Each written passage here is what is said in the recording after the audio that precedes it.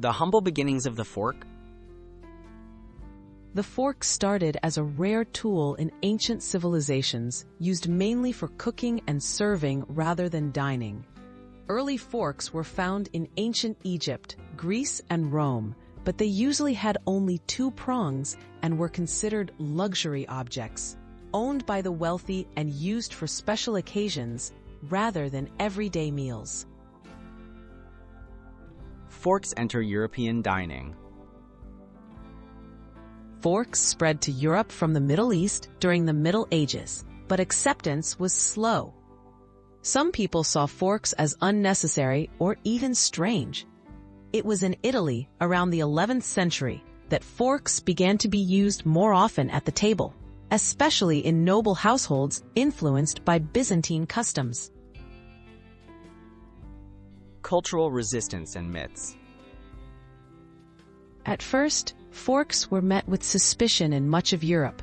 Some claimed that using forks was unnatural or that it was a sign of excessive luxury. There are stories that early users of forks were mocked for being pretentious. Despite this, forks gradually gained popularity among the upper classes over the centuries.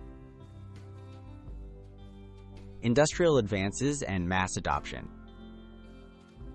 It wasn't until the 18th and 19th centuries that forks became widely used.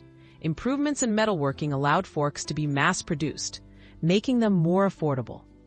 Forks also evolved to have 4 tines, making them more practical for eating a variety of foods, which led to their adoption across all levels of society.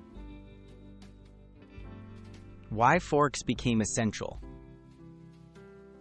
Became standard on the dinner table for practical and cultural reasons.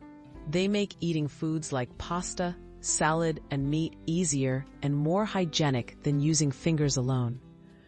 Over time, the fork came to symbolize proper manners and civilization, cementing its place as a dining staple in cultures around the world.